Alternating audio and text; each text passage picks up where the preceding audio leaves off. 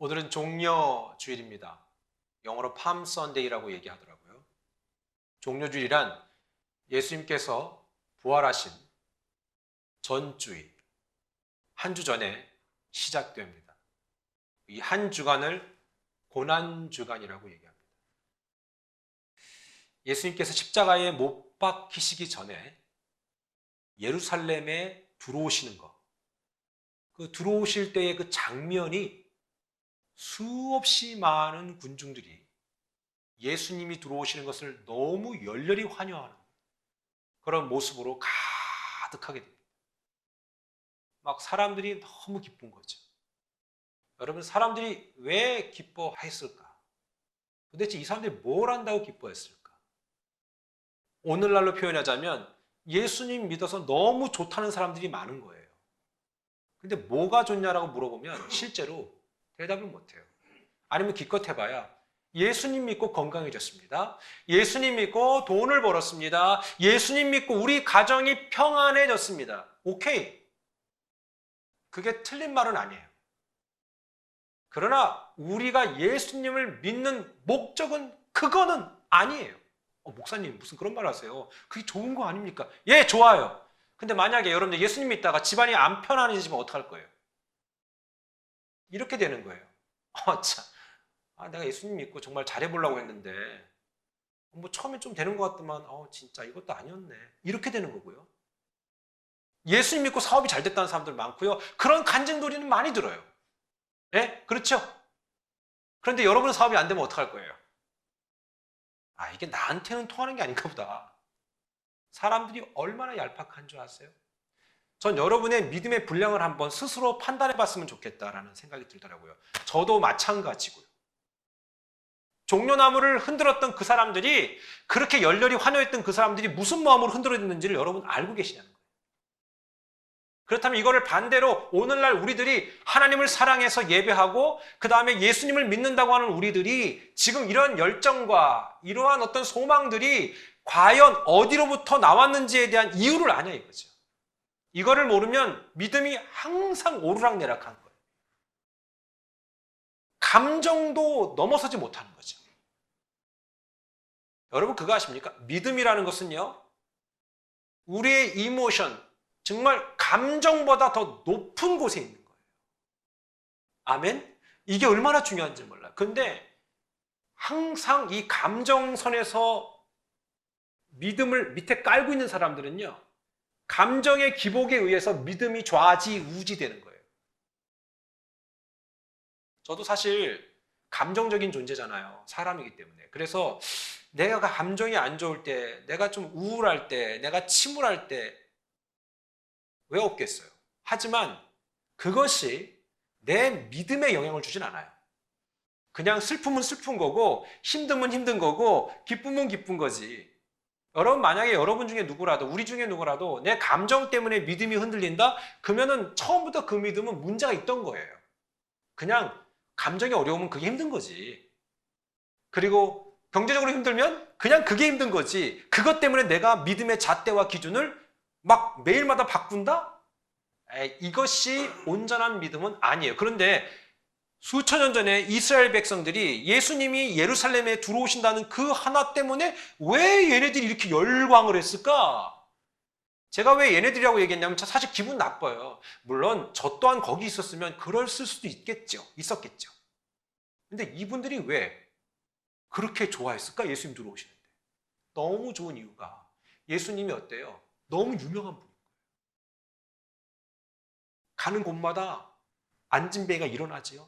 중풍병자가 세상에, 여러분 우리가 설교 때 들었잖아요. 자기가 누워있던 침대 가지고 가는 거야.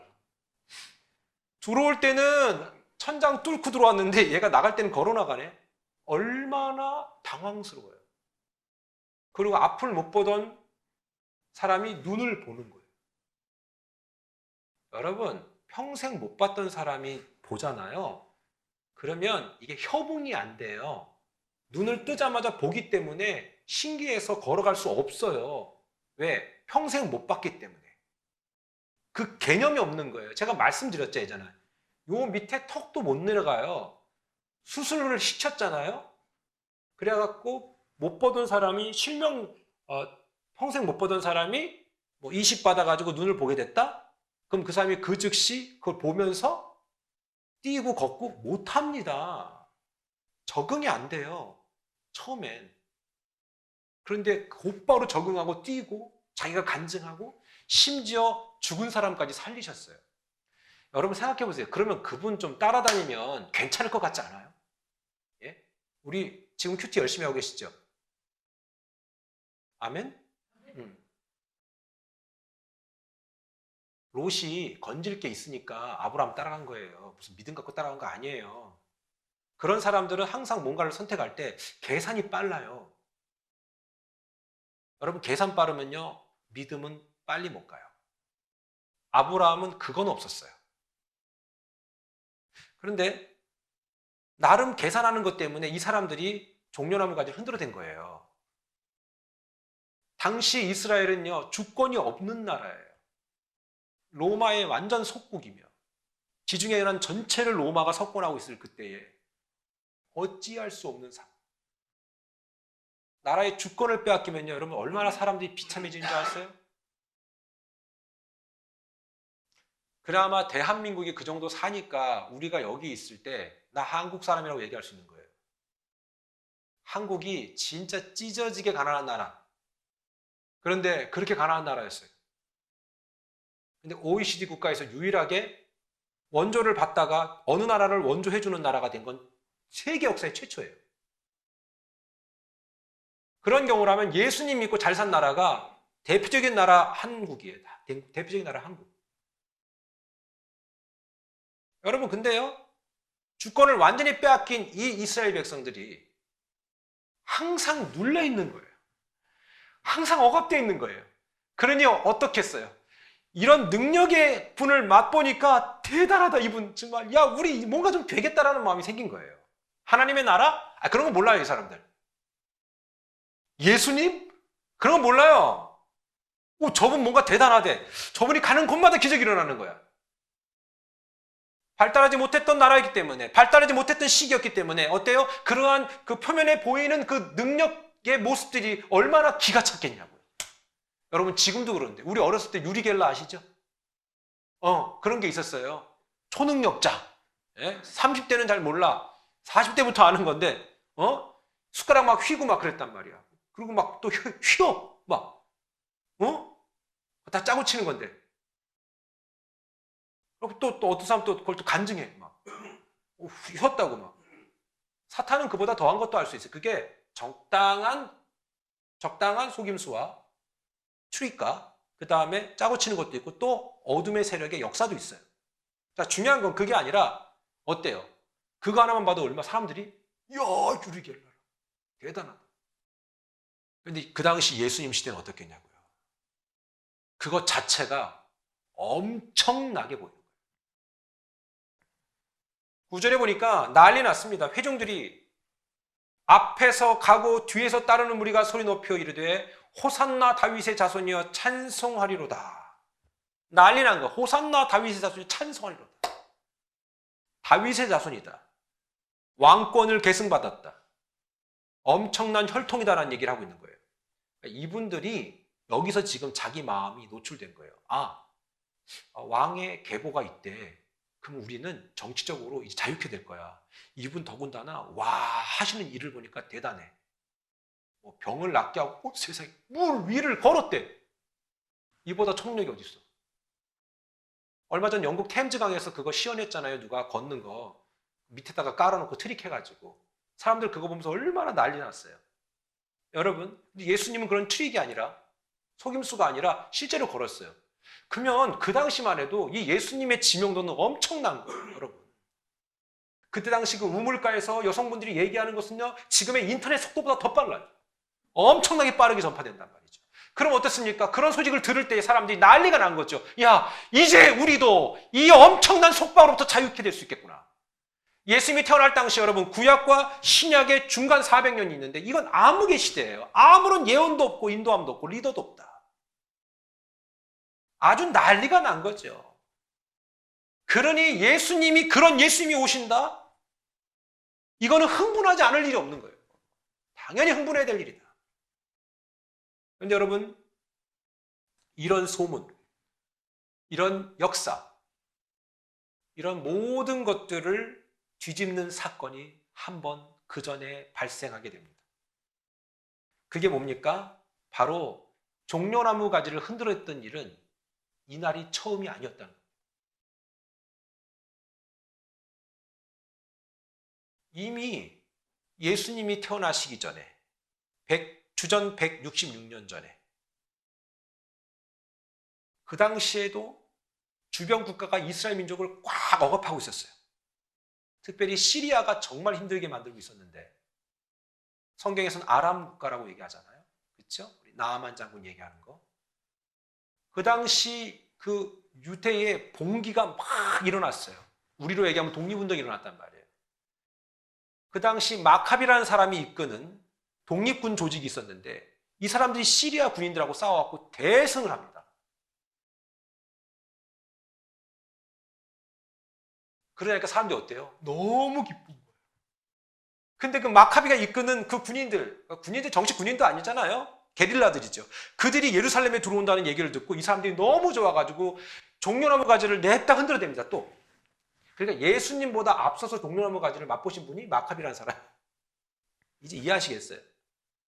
역사를 조금만 알아도요 정말 놀랍다는 걸 알아요. 자, 이제 아시겠죠? 예수님이 첫 번째 종려나무 대상자가 아니었다.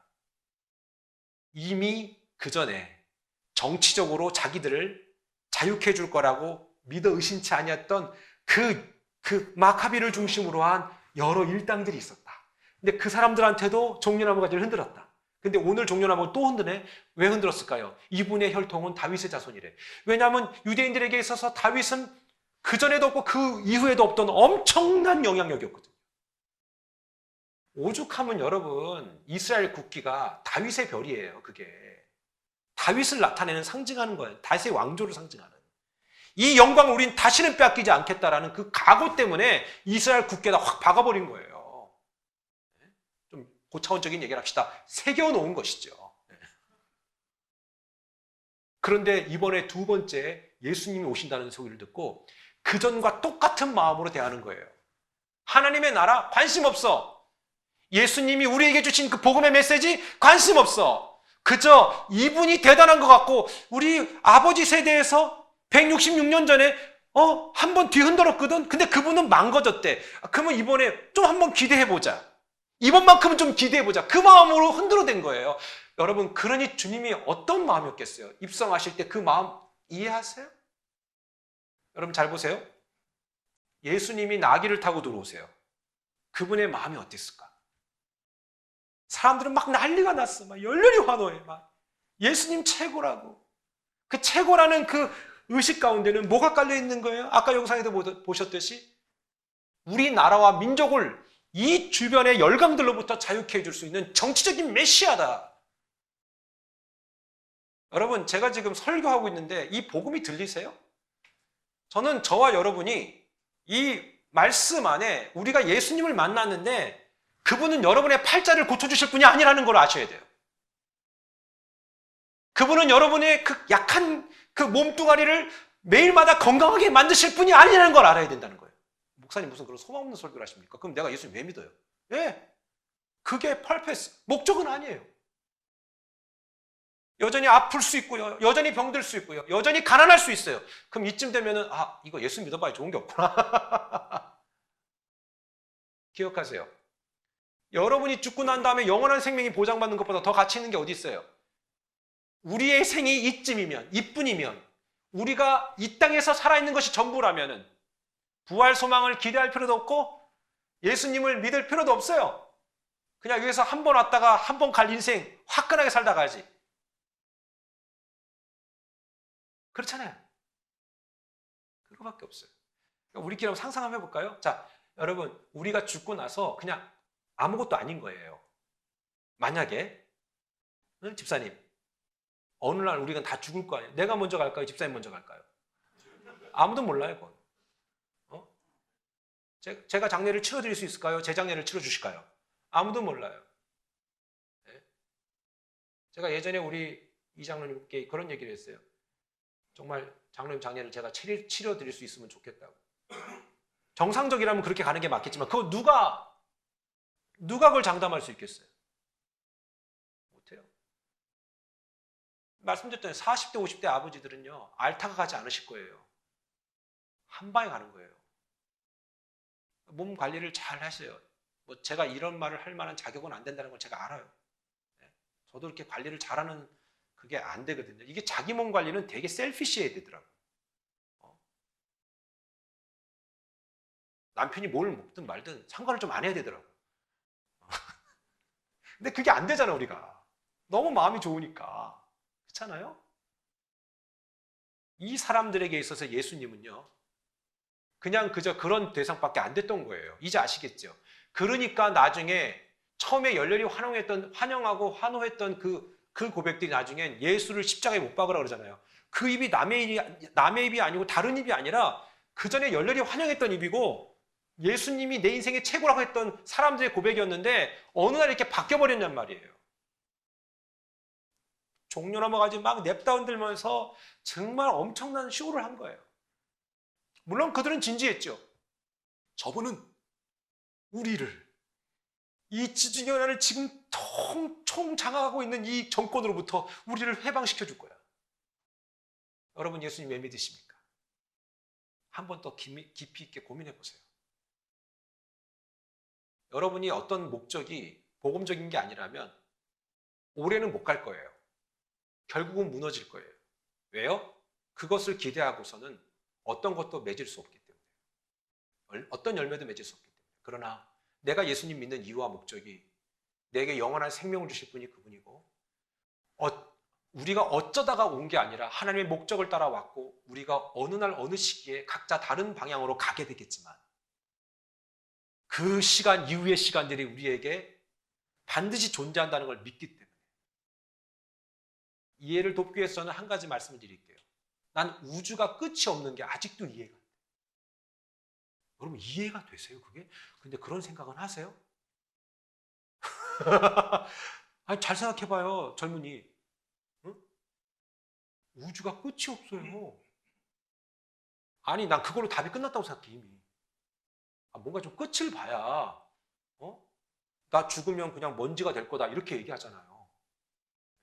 아담이라는 사람이라는 거고요. 우리 흙으로 지음받은 먼지라는 뜻이에요. 일주일에 한 번씩 빗자루질하면 어때요? 먼지 많잖아. 우리가 그거라는 거, 흙이라는 거라고. 근데 우주가 끝이 없대. 지금 우리가 여기서 막 바둥바둥 살죠. 한 달에 얼마라도 더 벌기 위해서 막 미친 듯이 살잖아요. 그렇죠? 근데 잘 들으세요. 우린 흙이에요. 그리고 죽을 거라니까. 그러면 그때그때 주시는 거 감사하며 살면 되고요. 또한 하나님이 목적이 있어서 더 주실 때가 있어요. 그렇죠? 이번에 좀 더 줬죠? 네?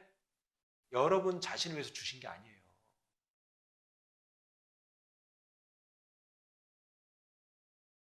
애는 많이 낳아야 돼. 아멘. 그게 본질이 아니고 그때 그 사람들은 그런 착각을 했다면 우리는 지금 무슨 착각으로 예수님 믿고 있냐 이걸 얘기하는 거죠. 저 어렸을 때 설교는요. 어떤 내용이었냐면 저 어렸을 때 설교 여러분 예수 믿으면 여러분 집안이 바뀔 거예요. 신통하면 인통하고 인통하면 물통하고 막 이런 설교 있잖아. 그래서 다 잘 될 거예요. 우리 그런 설교 듣고 자랐어요. 그게 나쁘다는 거 아닙니다. 절대 나쁘다는 거 아니에요. 우리 믿음의 그 신앙의 선배님들, 목사님들이 우리에게 주신 그 유산이 정말 많아요. 너무 감사해요. 근데 그때는 그렇게 못 살았잖아. 여러분 잘 살았나 보죠? 못 살았잖아. 그렇잖아. 우리 뭐 옷을 뭐 언제 샀어요, 솔직히. 이거 아니 제가 무슨 뭐 엄청나게 나이 먹은 사람도 아니지만 우리 거의 옷은 언제 샀어요? 명절 때 전후로 좀 사거나 아니면 아닌가? 다들 잘 살았나 보네. 자, 그런데 뭐 어쨌거나 지금 우리 그 명절 때 옷 사요? 명절 땐 집에서 자요. 그치요? 보통 때 사러 다니고 그리고 인터넷 쇼핑하고. 그치요? 정말 못 살았었어요, 우리. 그걸 잊지 마세요. 우리가 언제부터 잘 살았다고.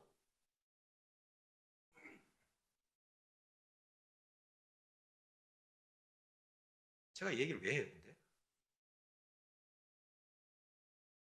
우리가 그런 사람들이잖아요.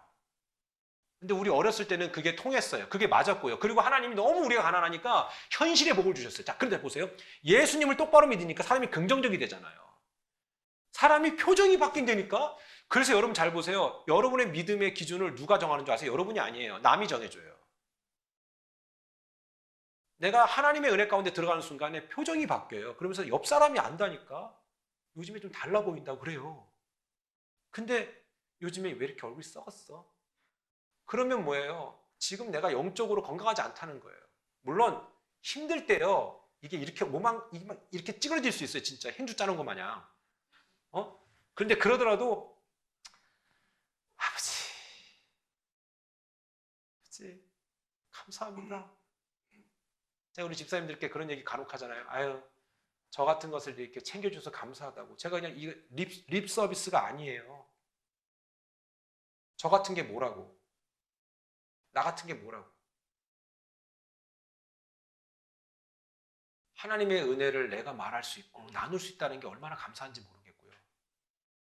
하나님 앞에, 사람 앞에 이 죄인 내가 어떻게 살아갈 수 있을까? 우리 모두가 다. 근데 우리는 하나님의 은혜 받고 이 얘기를 나눈다는 것 자체가 얼마나 감사해요. 이거를 아니까 하는 거지 그냥 내가 그분 앞에서든 누구 앞에서든 괜히 쇼하는 게 아니라 진짜 정말 하나님 나 같은 것을 챙겨주셔서 감사합니다. 예전에는 그런 설교 들으면서 우리가 자랐어요.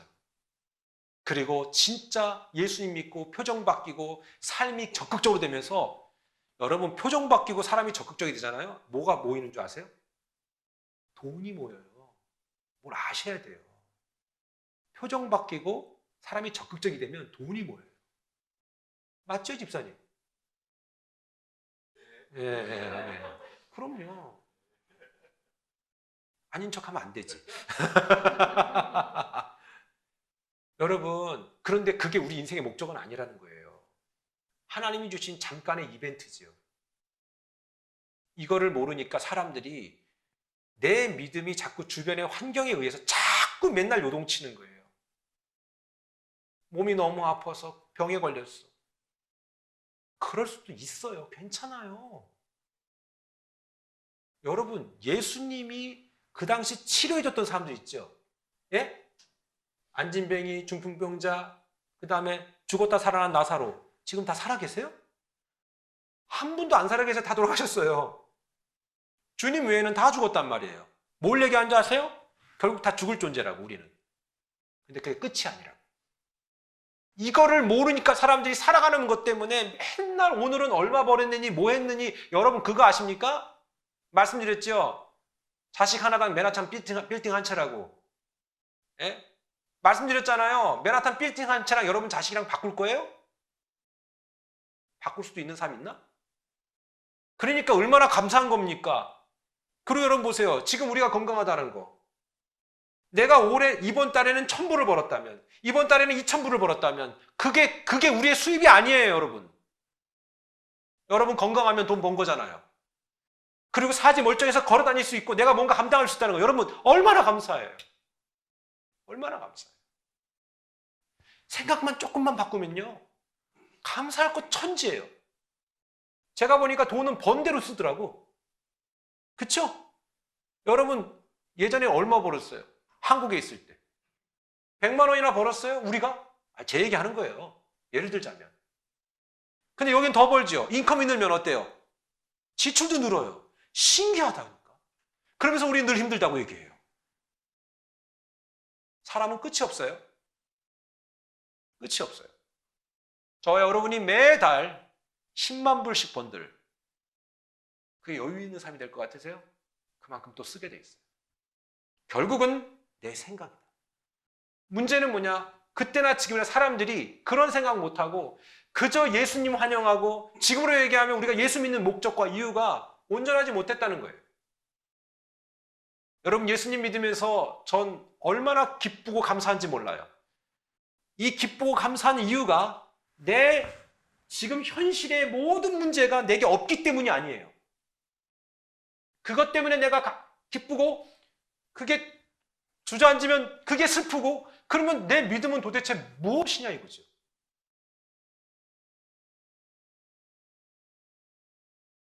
처음에 열렬히 환호했던 그 사람들은 오늘 입을 딱 바꿔버립니다. 요한복음 19장 12절에 이러함으로 빌라도가 예수를 놓으려고 힘썼으나 빌라도는 풀어주자고 그랬어요. 그때 유대인들이 소리 지릅니다. 이 사람을 놓으면 가이사의 충신이 아니이다. 가이사가 누굽니까, 여러분? 그 당시 로마의 리더 아니에요? 케사르.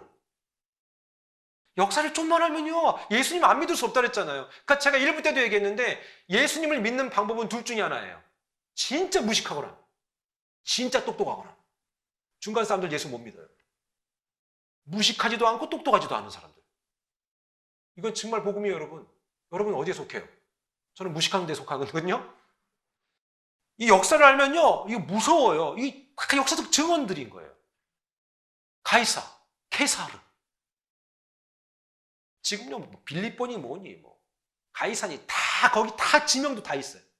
가이사는. 그들은 정치적인 지도자로 예수님을 환영한 거예요. 우리가 이제 이 모든 정치적인 속박에서 벗어날 수 있다. 독립할 수 있다 이거죠. 근데 예수님이 그 한 주 안에 들어오셔서 하신 말씀이 독립에 대한 얘기는 한 말씀도 안 하시네? 그리고 뭐라고 얘기하세요? 하느님의 나라. 하나님의 나라. 그것만 자꾸 얘기하는 거예요. 그러니까 이분 좀 약간 이상하다. 우리가 기대했던 건 이게 아닌데 지금 우리가 당면한 형실은 참 이거 아닌데 왜 무슨 자꾸 뭐 복음? 하나님의 나라? 여러분, 이거를 오늘날로 바꿔 얘기해 볼까요? 여러분이 설교를 들을 때 여러분의 삶과 전혀 동떨어진 얘기를 한다고 생각해 봐요. 예? 그럼 그게 들리겠냐고요? 안 들리죠. 근데 그분들도 그 당시 그렇게 들렸던 거예요. 안 들리는 거예요. 하나님의 나라? 그건 관심 없고 그건 말고 그런 얘기 그만하시고 좀 더 현실적인 얘기 합시다. 우리 독립을 언제 시켜줄 겁니까, 예수님? 그랬더니 하나님의 나라는 그게 아니다. 막 이렇게 얘기하니까 진짜 이거 참 이분도 아닌가 보다. 야, 이거 잘못 흔들었다. 이거 종려나무 잘못 흔들었다. 야, 다 걷어들여라. 이렇게 된 거죠. 그러면서 그날로 말을 확 바꿔버리는 거예요. 그래서 뭐라 합니까? 이 사람은 가이사의 충신이 아닙니다. 케사르의 충신이 아닙니다. 얼마나 난 하여튼 인간들 아주 그냥 무릇 자기를 왕이라는 자는 가이사를 반역하는 것입니다. 이렇게 얘기해 버린 거예요. 그러니까 빌라도를 놓아주려고 했는데 왜 니네가 난리를 치냐 이렇게 얘기한 거예요. 빌라도가 왜 손을 씻었어요? 내가 볼 때 이 사람은 죄를 못 보겠다. 이 사람이 뭐 자기가 왕이라고 얘기했지만 유대인의 왕, 하나님의 나라의 왕이라고 얘기했지, 인류의 왕이라고 얘기했지, 내가 무슨 로마의 왕이라고 얘기했냐. 이분은 그런 얘기 안 했지 않냐. 나는 모르겠다, 너희들 모르겠다라고 얘기하고 손 씻어버려요. 빌라도의 고백이라는 책이 있잖아요, 여러분들. 그리고 이렇게 얘기합니다. 나는 책임 없다 그랬더니 유대인들이 뭐라 합니까? 그러면 그 책임 우리한테 돌리라고 그런다. 그 핏값을 우리와 우리 후손에게 돌리라고 얘기합니다. 이거 엄청나게 무서운 거예요. 야, 12절에 유대인들이 소리 질렀다. 이 사람 놓으면 가이사의 충신이 아니니까 반역할 겁니다. 이렇게 얘기하는 것이죠.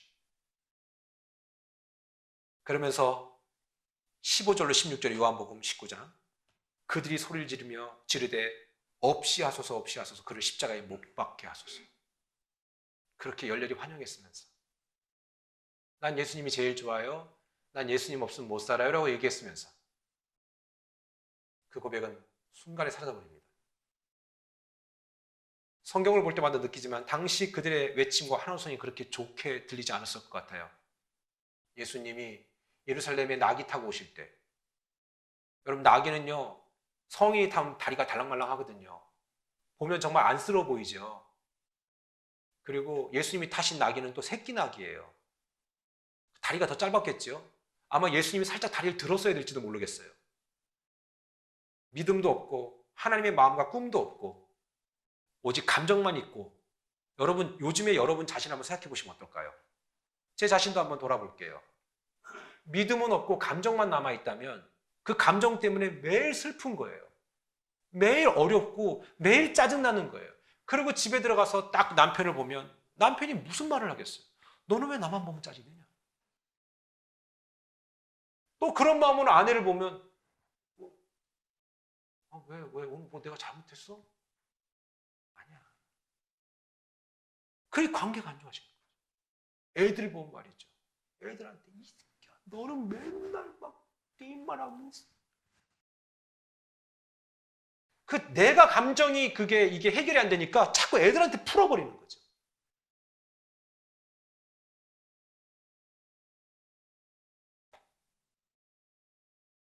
미안해요. 너무 리얼하게 얘기해서. 설교자는 설교를 할 때, 준비할 때 그 마음을 성령이 주시는 거예요. 성도들을 위로하라고. 성도들에게 힘을 주라고 그 마음을 주시는 거지, 제가 어느 집에다 몰래카메라 설치한 게 아니라고요. 그러니까 그런 표정으로 얘기하고 그런 표정으로 생활하면서 서로가 다 행복하지가 않은 거예요. 그러면서 또 이렇게 계세요. 왜 이렇게 나는 내 마음이 이런지 몰라. 지가 다 만들어 놓고서. 네가 그런 거야, 그건. 남이 한 게 아니라니까. 그리고 또 이렇게 얘기하잖아. 기도가 안 나온다. 그러면 나도 못하겠다, 기도. 여기까지만 해야지. 내가 너무 깊이 들어가면 안 되겠죠? 그러니까 성경을 보면 다 보인다니까요. 그 사람들의 막 그 마음들, 우리의 지금의 마음들. 근데 기억하세요. 저는 오늘 이 말씀을 마치면서 한 대상을 좀 집중했어요. 그게 뭐냐면 새끼 낙이에요. 예수님이 새끼 나기를 필요하신 건데 왜 어미도 아니고 새끼를 필요했을까? 신기하지 않아요? 오늘 마태복음 21장 2절에 보면 이르시되 너희는 맞은편 마을로 가라. 그리하면 곧 메인 나귀와 나귀 새끼가 함께 있는 것을 보리니 풀어 내게로 끌어오라. 여기 돈을 줬다는 말이 없네요. 뭐 렌트를 했으면 렌트비를 줘야 될 거 아닙니까? 근데 그런 얘기가 없어요. 그렇게 얘기하면 그 주인이 줄 거야 라고 얘기한 거죠. 실제로 그렇게 제자들이 요청하니까 주인이 그냥 가서 쓰라고 합니다. 21장 3절에 보면 만일 누가 무슨 말을 하거든 주가 쓰시겠다 하라. 그리하면 즉시 보내리라 하니라.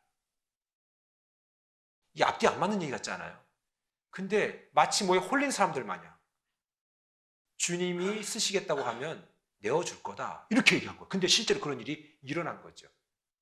그런데 더 무서운 것은 왜 새끼 낙이었을까? 그 전부터 이미 주전 484년쯤에 스가랴가 예언한 내용이 그 내용입니다. 마태복음 21장 4절로 5절에는 그 스가랴의 예언을 그대로 증명해내는 구절이 있습니다. 이는 선지자를 통하여 하신 말씀을 이루려 하심이라. 여러분 지금요, 여러분은 그런 분을 믿고 있는 거예요. 이게 무슨 종교가 아니라니까요. 시온 딸에게 이르기를 내 왕이 내게 임하나니 그는 겸손하여 나귀 곧 멍에 매는 짐승의 새끼를 탔도다. 왜 새끼 나귀를 타요? 탈 이유가 없는데. 너무나도 무서웠게.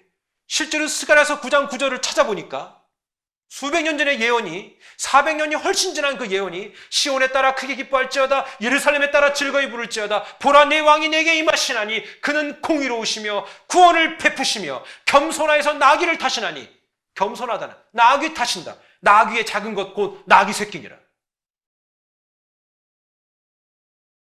저는 성경의 모든 내용들이 우연히 happened, 우연히 발생한 거라면 저는 예수님을 안 믿었을 것 같아요. 제가 말씀드렸잖아요. 저는 누구랑 대화할 때 앞뒤가 안 맞고 논리적이지 않고 이게 진실성이 보이지 않으면 그냥 그때부터 안 만나요. 성도는 만나요. 예, 성도는 만나요. 왜냐하면 안 만날 수가 없으니까 성도는 만나. 근데 제가 그랬잖아요. 딱 들어보면 이게 뻥이야, 허세야, 뭐야 다 들어오거든. 그러나 성도는 만나면 예 이러죠. 이제 알겠어요? 우리 성도들은 그런 분은 없다라고 생각하고 싶어요. 자, 근데 중요한 거 보세요.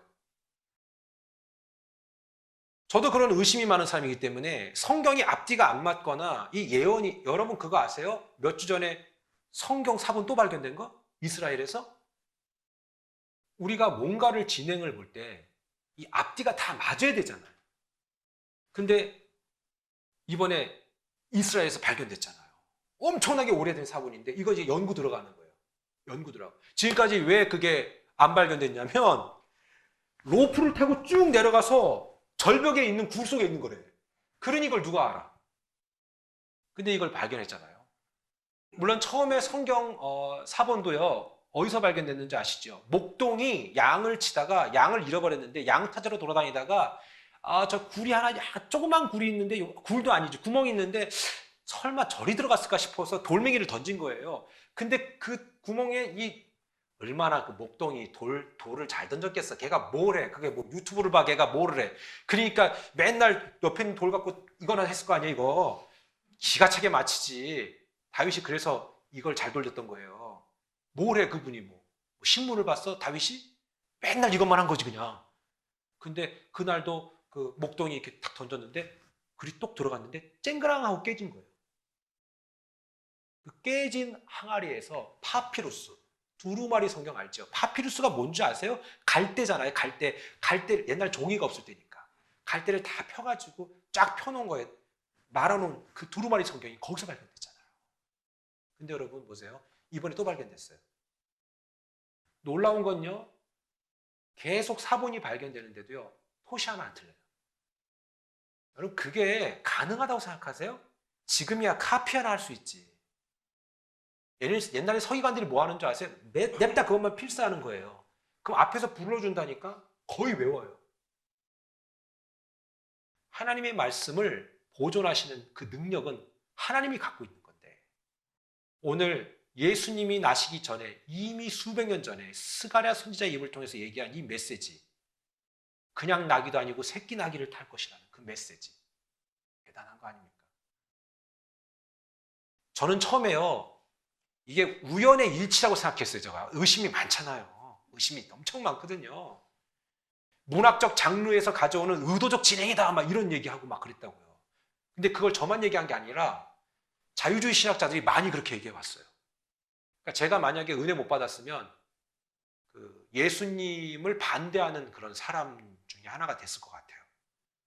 근데 은혜 받고 하나님을 만나고 이게 아니구나를 알고 나서 그걸 깨닫게 된 거죠.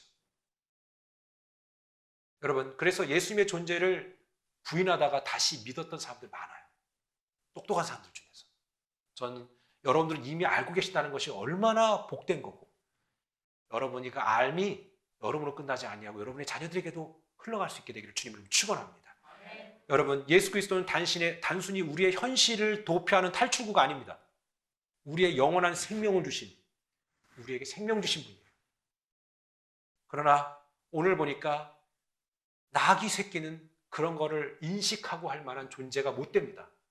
그냥 나귀 새끼는 그냥 끌려왔을 뿐이죠. 우리가 태어나고 자라는 동안 여러 가지 각자 사연이 있으실 겁니다. 그런데 기억하세요. 하나님은 여러분의 사연, 그것 때문에 복음이 막히지 않습니다. 여러분이 어떤 일들을 경험하고 어떠한 흉악한 일들을 경험했을지라도 지금 내가 나귀 새끼처럼 새끼 나귀처럼 정말 주님 모시고 내가 주의 목적을 위해 살기로 작정한다면 그렇게 쓰임받다가 멋지게 하나님의 품으로 갈 수 있다는 것입니다. 오늘 말씀해 보니까 이건 사람도 아닌 인격이라고는 전혀 존재할 수 없는 한낱 나귀를 예수님이 쓰시는 모습을 보면서 저와 여러분이 그렇게 쓰임받으면 얼마나 좋을까?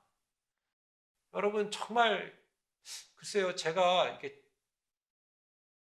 철이 좀 들어가는 건가요? 아니면은 정신을 차리는 건가요?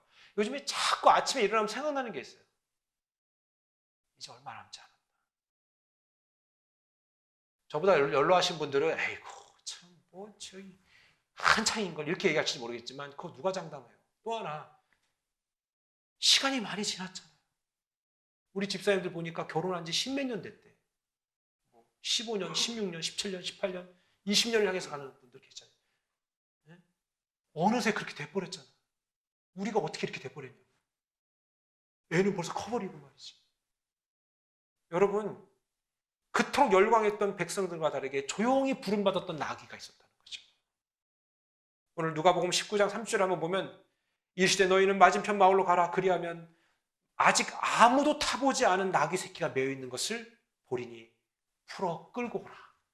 아무도 타지 않은 나귀 새끼. 이게 뭐냐면 길들여지지 않았다는 거예요. 쉽게 얘기하면 우리 지금까지 살아오면서 누가 우리를 핸들링했어요? 제가 물어볼게요. 여러분을 누가 고치고 가르칠 수 있었어요? 없었잖아요. 우리 미국에 올 때 여러분들 또는 어릴 때 오신 분들도 계시지만 지금까지 살아오면서 누가 여러분을 핸들링했어요? 내 마음대로 살아왔잖아요. 그렇죠? 내가 보니까 우리 집사님들도 어릴 때 아주 잘 놀았다 그러더라고. 그래서 뭐 이렇게 듣자 하니까 뭐 안 가본 클럽도 없다 그러고 뭐 여기 저기 막 재밌게 노셨다고 그러더라고. 그렇죠? 근데 그럼 뭐예요? 늙었잖아 이제. 누가 돌아줘? 그런데 가봐. 할머니 가라 그러지. 할아버지 가시라 그러고. 이제 문전박대. 중요한 건 어느새 우리가 이렇게 돼버렸는가. 그죠? 어디 가면 이제는 어때요? 아저씨, 아줌마, 당연히 듣는 나이가 우리가 어떻게 돼버렸는가. 저는요, 지금 깜짝깜짝 놀랄 때가 뭐냐면 병원이라든가 어디 관공서를 간다거나 그러면 다들 저보다 어린 거예요. 의사 선생님, 뭐가 2, 3날 가르치다는 선생님이야. 보는데 2살 더 어려. 아니 내가 벌써 이렇게 됐나? 장로님 죄송합니다. 자꾸 나이 얘기해서. 정말 죄송합니다. 이해를 돕자면. 여러분들 지금 보세요. 어느샌가 우리가 이렇게 돼버렸잖아요. 시간이 너무 빨리 가고 있다. 예수님이 누가복음 19장 35절에 그것을 예수께로 끌고 와서 자기들의 겉옷을 나귀 새끼 위에 걸쳐놓고 예수를 태우니. 야, 예수님이 나귀에 타셨다. 아무도 메어보지 않은 나귀. 자, 이제 잘 들으세요. 예수님이 우리 인생에 단 한 번도 깊이 있게 들어와서 우리를 핸들링 해보지 못했기 때문에 예수 믿을 때 오는 그 스트러글, 그 갈등 있잖아요. 그래서 그게 힘든 거예요. 내 인생을 완전히 그분께 몰입을 안 했고 완전히 안 맡겼기 때문에 예수 믿는 게 막 갈등이 있고 여전히 막 힘든 거. 여러분 이런 얘기 하잖아요. 목사님 내가 11조 생활을 온전히 하고 싶은데 내가 막 이렇게 갈등이 그거 아직 온전히 못 만나서 그래요. 만나면은요. 잘 들으세요. 내가 계산 안 해요. 진짜라니까. 주시면 내고 없으면 안 내고 쿨하게. 때로는 믿음으로 내고 감사한 거. 근데 내가 이렇게 하면 하나님 이렇게 하시겠지? 그리고 내가 이거 안 하면 사람들이 날 어떻게 볼까? 그런 생각하지 마세요. 괜찮아요. 주신 대로 감사함으로. 아멘. 근데 거기서 갈등이 있다는 건 뭐냐면 아직도 당신은 믿음과 신앙이 너를 핸들링하고 너를 지금 묶고 있는 문제는 돈이야. 그런 너에게 물질을 맡겨줄 수 있겠냐 이거지. 목사가 담대하게 얘기할 수 있는 이유는 딴 거 없어요. 저는 그렇게 해요 지금. 저를 그 부분에서 누가 나를 정죄할 수 없어요. 왜? 자유롭게 해요. 주신 대로 하고 받은 대로 하고. 이게 헌금 설교 같으세요? 아니요. 믿음을 얘기하고 있는 거예요. 발발발발 떨잖아 막.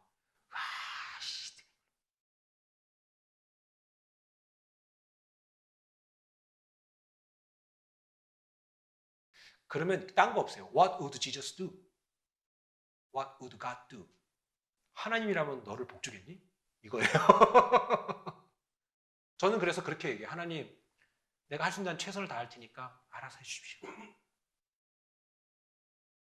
말씀을 마칠게요. 나귀는 그분이 누군지도 몰랐을 거예요. 일단 태웠어요. 한 번도 자기를 핸들링 해보지 않은 인생도 아니고 낙이니까 당나귀 인생이라고 합시다. 한 번도 누구를 태워서 누군가에 의해서 조종당한 적이 없는데 나 지금까지 내 인생의 주인은 나라고 생각하고 살았는데 이제 예수님을 모시고 가야 되니까 그가 얼마나 힘들었겠어요. 그러나 순종하고 가니까 그분이 만왕의 왕이라는 걸 알게 된 거죠. 나중에 누가 연극을 한다면 나귀를 대상으로 한번 나귀 입장에서 한번 그걸 쓰면 얼마나 좋을까라는 생각도 해봐요. 여러분 우리도 나귀처럼 살아보면 어떨까? 우리 언제까지 갈까? 우리가 오늘도 나귀처럼 쓰임받고 멋지게 갈 수 있는 그런 인생 되면 좋겠어요. 아멘? 옆 사람한테 그렇게 얘기하고 마칠까요? 우리 나귀처럼 삽시다. 시작. 우리 나귀처럼 삽시다. 네, 네. 나귀처럼 삽시다. 아멘. 기도하겠습니다.